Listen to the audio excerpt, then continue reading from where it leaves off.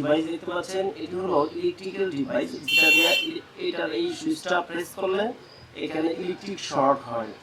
তো এটা কি আমরা ইউটিউব অনলাইনে দেখলাম, ফেসবুকে দেখলাম যে এটা মানে সেলফ নিরাপত্তার জন্য, মানে নিজের নিরাপত্তার জন্য এই ডিভাইসগুলো কিনে থাকে সবাই। কিন্তু এখানে দেখতে পাচ্ছেন এটা ফায়ার হচ্ছে না। এখানে আমরা সুইচটা যখন প্রেস করি কিন্তু এখানে কোনো ফায়ার হচ্ছে না। আর টর্চ লাইটটা জ্বলতেছে মাঝামাঝিতে, সুইচটা যখন মাঝামাঝিতে রাখি টর্চ লাইটটা জ্বলে, অফ করে দিলে অফ, এইগুলো লাইট অন। আর এখানে দিলে এই রেড লাইটটা যখন জ্বলবে তখনই হচ্ছে এটা ফায়ার হবে। ফায়ার কখন হবে? রেড লাইটটা জ্বলানো অবস্থায় এই সুইচটা প্রেস করবো তো ফায়ার হবে। এখন এটা ফায়ার হচ্ছে না, লাইটে দেখতে পাচ্ছেন পর্যাপ্ত পরিমাণ চার্জ আছে কিন্তু ফায়ার হচ্ছে না। তো আমরা খুলে দেখেছি এটাতে কি সমস্যা। স্ক্রুগুলো খোলা শেষ। এরপরে আমরা এই ডিভাইসটি একটু ওপেন করে নেই।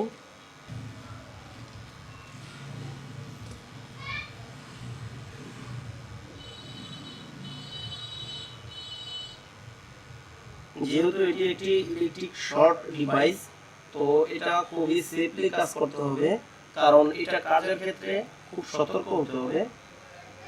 দেখুন এখানে সুইচটার উপরে একটি রাবার দেওয়া আছে।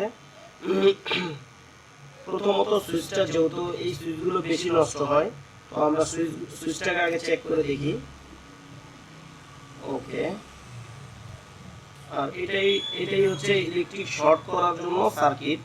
এই যে গাম দিয়ে দিছে, এগুলো ইউভি মাস্কিং গাম। এই গামের মাধ্যমে সার্কিটটাকে পুরোপুরি ঢেকে দেওয়া হয়েছে, যাতে উপরে যেন শর্ট না হয়। এটা চেক করার জন্য এখন আমরা প্রথমে তারগুলোকে শর্ট করে নিই, কারণ আমার নিজেরই ভয় হচ্ছে কখন না শর্ট করে নেবে। আসলে আমরা টেকনিশিয়ানরা কোনো কাজ শিখে আসি না যে আমরা নির্ধারিত একটা কাজই করি, আমাদের অসংখ্য কাজ করতে হয়। তো এইরকম ইলেকট্রিক ডিভাইস কাজ করবো, এগুলো কখনো কল্পনাও করি নেই যেটা শর্ট করবে, এগুলো আমরা ঠিক করতে হবে। তো কাস্টমারও খুব পিড়াপিড়িতে আমরা এই কাজটা করতেছি। আমরা বলছি ভাই এগুলো আমার কাজ না, আমার হাতে অন্যান্য কাজ আছে জমানো, আমরা ওগুলোই করি না, সময় পাই না। এই তো কাস্টমার রিকোয়েস্ট অনেক যে ভাই এটা আপনি ছাড়া কেউ করতে পারবে না। এই কাজটা আজকে অনেকদিনই আমার কাছে দিয়ে গেছে, কিন্তু আমি সময়ের অভাবে করতে পারি না। আর ভাবলাম এই কাজটি করার সময় আপনাদেরকে ভিডিওতে দেখাবো আসলে এটা কিভাবে কি কাজ করে। টুইজার যেহেতু স্টিল বডি, তো আমার হাতে শর্ট হওয়ার সম্ভাবনা আছে, এই জন্য আমি একটি প্লাস নিয়ে নিলাম, এরকম কপার প্লাস্টিকের প্লাস, যাতে আমি তারটাকে একটার সাথে আরেকটা জয়েন দিতে পারি। প্রথমত আমি সুইচটাকে অন করে নেই।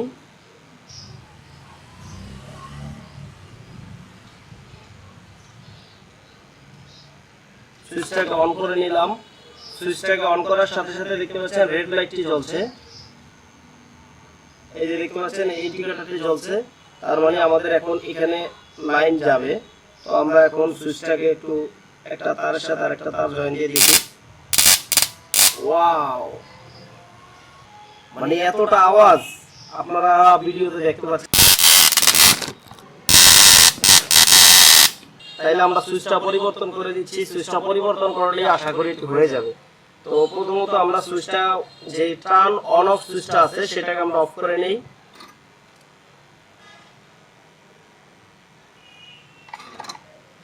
এই সুইচগুলো আমাদের কাছে আছে, যেহেতু আমরা আইপিএস ইলেকট্রিক্যাল সকল ধরনের কাজই করে থাকি মোবাইল সার্ভিসিং সহকারে। তো এই সুইচগুলো আমাদের কাছে আছে আগে থেকেই। আর এই সুইচগুলো হলো আড়াআড়ি থাকবে, একটা পিন এই কোণাতে থাকবে আর একটা পিন থাকবে এই কোণাতে, মানে এইভাবে দেওয়া যাবে না যে একটা এখানে একটা এখানে, এইভাবে হবে না।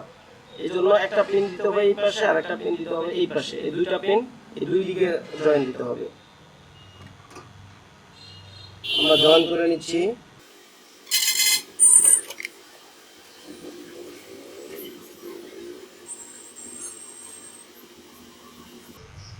আমাদের সুইচটা লাগানো শেষ।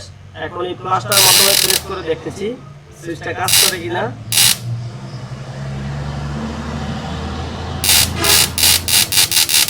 খুব সুন্দরভাবে কাজ করতেছে।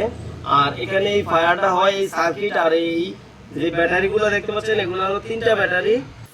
তো এরকম নিত্য নতুন ভিডিও পেতে আমাদের এই ফেসবুক পেজটি এবং আমাদের ইউটিউব চ্যানেলটি সাবস্ক্রাইব করে রাখতে পারেন।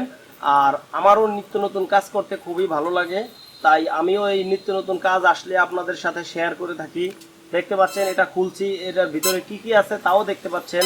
তো যারা কিনবেন তারাও আশা করি মনে হয় না ঠকবেন, কারণ এটার ভিতরে অনেক কিছুই দেওয়া আছে যেগুলা এটা দাম আনতাছে 500 টাকার উপরে এটার দাম।